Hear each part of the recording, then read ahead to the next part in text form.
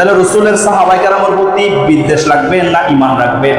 যে সাহাবায়ে কেরাম জান মান প্রাণ দিয়ে রসুলের জন্য নিজেকে উৎসর্গ করে দিয়েছে। ওমর রাদিয়াল্লাহু তাআলা আনহুর শানে আপনি বেয়াদবি কেমনে করবেন? আবু বকর সিদ্দিকের শানে কেমনে বেয়াদবি করবেন?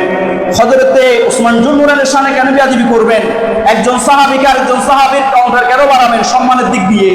যার সম্মান যতটুকু আপনার আমার কাজ হচ্ছে সাহাবায়ে কেরামকে সম্মান করা। আমার আল্লাহ বলেন ওয়াল্লাযীনা তাবাহুম বিইহসান, সূরা তাওবার 102 নম্বর আয়াত ইরশাদ করেছেন, তোমরা যদি তোমরা ওই সাহাবায়ে কেরামকে আনসার এবং মুহাজিরের অনুসরণকারী হতে পারো, রাদিয়াল্লাহু আনহুম ওয়া রাদওয়ান, আল্লাহ তোমাদের উপর সন্তুষ্ট, তুমি আল্লাহর উপর সন্তুষ্ট হয়ে যাবা। আ'আদ্দা লাহুম জান্নাতিন তাজরি তাহতিহাল আনহার, যে সাহাবায়ে কেরামকে মানার কারণে আল্লাহ তোমাদের জন্য জান্নাত তৈরি করেছেন। সে জান্নাতটা আল্লাহ পাক সাজিয়েছেন, যার নিচে একটা নহর আছে। তারপরে আল্লাহ বলে যে সেখানে তোমাদেরকে ঢুকে দেওয়া হবে, খালিদিনা ফিহা আবাদা, সেখানে তোমরা স্থায়ীভাবে চিরকাল বসবাস করবা। যালিকাল ফাউজুল আযীম, সেটা হচ্ছে সাহাবায়ে কেরামকে মানার কারণে যে জান্নাত তোমরা পাবা আল্লাহর পক্ষ থেকে, সে জান্নাত হচ্ছে তোমাদের জন্য সবচেয়ে বড় উপহার। জোরে বলেন সুবহানাল্লাহ। তাহলে সাহাবায়ে কেরামকে মানলে কোরআন বলে যে জান্নাতে যাবে, সাহাবায়ে কেরামকে মানলে আমার রাসূল বলে যে আমাকে মানা হবে। আর সাহাবায়ে কেরামকে মানলে আমার রাসূল অন্য হাদিসের মধ্যে বলেছেন, বিশেষ করে বুখারী এবং মুসলিমের হাদিস, এই হাদিসটা বুখারী শরীফের হাদিস, মিশকাতের মধ্যে এসেছে 27 নম্বর পৃষ্ঠার মধ্যে।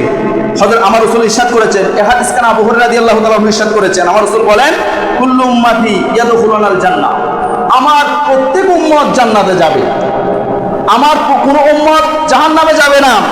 আমার রাসূল শর্ত লাগাই দিয়েছেন, কিন্তু আমার রাসূল শর্ত লাগাই দিয়েছেন, মান আবা, তারা যাবে না, তারা কিন্তু আমার উম্মত থাকবে, তারা জান্নাতে যাবে না। সাহাবায়ে কেরাম বললেন কিলা ওয়া মান আবা ইয়া রাসূলুল্লাহ, ওরা কারা যারা জান্নাতে যাবে না?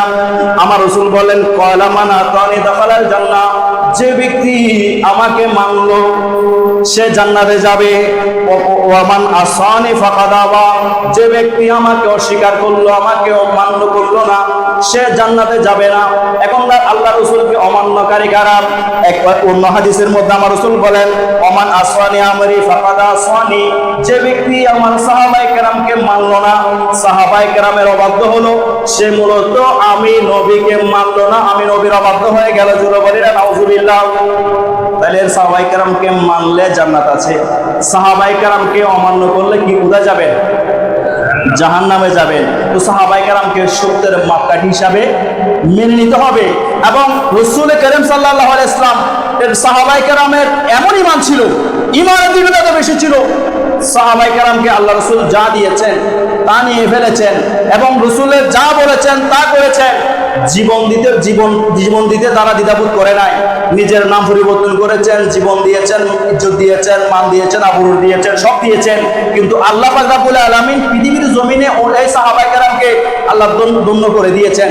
যেমন মুস্তাদির হাদিসের